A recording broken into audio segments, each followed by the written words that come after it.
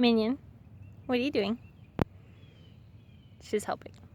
Most helpful cat. You see how helpful she is? Whatever would I do without the assistance of a cat? Anyway, we're outside today. That's our pond. It's really nice outside, so I figured we could sit in the sun and talk about books with the assistance of one of our cats. Minion. This is Minion, by the way. She's so helpful. Okay, so the books I have today are two series and a standalone that are some of the most favorite books I had from my childhood. And I'm rereading one of them, and I figured I'd make a little video about them. And yeah, Minion, be nice. Move yourself. So, the first one, the one I'm currently rereading, is called The King's Shadow. It is by Elizabeth Alder, and it is set in, it's historical fiction, and it is set in 1063 to 1066, which is one of my favorite English history periods, is King Harold and William of Normandy. So the back says, Evan, a young Welsh serf, has dreamed all his life of becoming a storyteller. Blessed with a beautiful voice, he loves holding an audience captive with his words, reciting verses that have been passed down from generation to generation. But in a cruel twist of fate, Evan and his father suffer a brutal attack by a group of murderous ruffians. Evan's tongue is cut off and his father is killed. Because he is orphaned and unable to speak, most assume Evan is destined to a life of slavery. But Evan is resilient and teaches himself to read and write. Having mastered these skills, he is appointed the personal companion to Earl Harold of Wessex, who later becomes the King of England. The two travel the countryside together, forming a close father-son bond. Evan chronicles all their exciting journeys, which culminate at the Battle of Hastings, where the future of the country is decided. So, when I was little, then, my mom read to me a lot, and this is one of the first books that I remember her reading to me, and then I read it to myself when we went to England, actually, 13 years ago when I was 11. She's still being very helpful. When I was 11, we went to England for 3 weeks as a family vacation, and I have actually been to the battlefield of Hastings, and I think there's like a castle there, or a village or something. I've been there actually. So I read this book while we were on that trip. So oddly enough, I haven't read it since, and I just recently started rereading it, and I've really been enjoying it. So that's the first one. Second is this duology. It is The Gamage Cup and The Whisper of Glocken, both by Carol Kendall. I also remember my mom reading these to me. This series is a really cute little, kind of like middle grade elementary school fantasy. All of these are kind of elementary, middle school age. I remember my mom reading this to me, and it's a really cute little fantasy. The back of the first one says, the mini-pins have lost their past. Long ago, the hero Gamage led them in a war against the horrible hairless ones. But now, bravery? Forgotten. Courage? No more. Heroes? The stuff of storybooks. Yet sometimes heroes turn up when they are least expected. Muggles, Gummy the Poet, and Walter the Earl are not like the other mini-pins. They dress differently, speak their minds, and when Walter the Earl finds a package of old scrolls and swords, dare to disagree with the mini-pin leaders. For their troubles, they are banished from their village. But Walter the Earl found the weapons for a reason. The hairless ones have returned, and this time there is no Gamage to protect the mini-pins. This time there are only Muggles and her friends, outlaws, who must rescue the very people who have cast them out.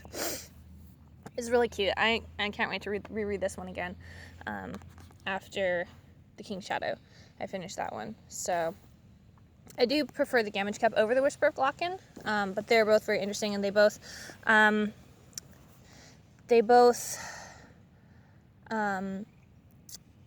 there's a really cool history with the world in these books, and both of them it's very involved in the current story, the kind of history and legends that they have, and the mini pins are like these little people. I can't remember if they're like 6 inches tall or like 2 feet tall, but they're like these little people, and they live in like this little valley, and nobody knows about them and stuff because obviously. So the second one says, the world has gone wrong. Rivers flow backwards, whole towns vanish underwater, and the life of every mini pin is in danger. The outlaw heroes from the Gamage Cup, older now and needed at home, cannot journey forth to uncover the source of the troubles. Instead, 5 unlikely mini pins find themselves drafted as heroes, in spite of their protest that they are not heroes at all. But what is a hero anyway? A larger-than-life figure full of swagger, or just an innocent someone like Glockin and his comrades, mini-pins who will march across an unforgiving desert into who knows what, battling horrors large and small, just because everything and everyone they care for depends on them. So these ones are really cute. I really like those ones. Now, these ones, my mom actually didn't read these ones to me. These ones, my mom found these 4 at a homeschool book sale, and we thought it was a full series until I read to the end of the 4th one, and I'm like, the story's not over, Mama. So we looked it up, and there was a 5th one, so we bought this one. These books have a lot of memories for me, because growing up, then my best friend at church, she and I read these together, and we both loved them. I read them 3-4 times, and my friend used to she was constantly reading them. As soon as she finished the 5th one, she wanted to borrow the first one again. It was really funny. But we just love them. Really, really amazing story. This is historical fiction as well.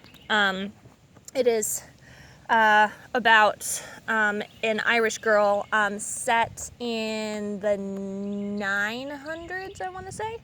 It's an Irish girl, and she gets kidnapped by Vikings. And so it's more set in Norway than it is in Ireland. And it's about her and then her brother who's trying to rescue her. And then it gets very historical. Leif Erikson is in the latter few, and she goes with them when they discover Greenland, I think Newfoundland. I think there's a bit of Newfoundland in there. It's very, very interesting. The last one is a lot more historical about their explorations and stuff. But it's really beautiful about how she's 13 when she gets kidnapped. So she's actually pretty young. And it's just a really beautiful story of how she keeps her faith in God, and she's ends up being able to talk about her beliefs to the Vikings, because the Vikings believe in their pagan gods, and then she's able to talk about her God to some of them. It's really beautiful. I'll read the back of the first one. When Brianna O'Toole rescues a stranger from drowning, she doesn't realize that her actions may have put her family and village in danger. Then, in one frightening day, Viking raiders capture Bree and her brother Devon and take them away from their home in Ireland. All of the Irish prisoners are at the mercy of Mickle, the proud young leader of the Vikings. Separated by Mickle, Bree and Devon each face different journeys to courage. As Bree sails toward a life of slavery in Norway, and as Devon struggles to survive on his own, they must choose to trust God in spite of the troubles they face. When everything is against them, where will Bree and Devon find the courage to win? So, yeah, I have a lot of memories. These books are really nostalgic for me. So, yeah. Aside from my friend who I grew up with who read those, I don't really know anybody else who's read those. It makes me sad. I have one other friend who, I know she's talked about the Gamage Cup before, Deborah O'Carroll. I'll have to link her. She's a really nice Instagram. She's talked about the Gamage Cup before. And I don't know if I've ever ever seen anybody else talk about the King's Shadow. So like these are like my hidden treasures. So yeah, I hope you enjoyed this. And if any of you have read any of these, then let me know what memories or thoughts you have on them. And if you haven't, then I would really encourage you to look them up. But if you have children or know somebody who's kind of middle age or elementary school, then I really encourage you to maybe buy them as gifts or something. Look at your library and see if they have them, because these are really awesome books. I would honestly recommend them to everybody. So yeah, I hope you enjoyed that. I hope you enjoyed sitting outside with me and seeing my goofy cat run around and help me. Very helpful cat. So yeah, bye.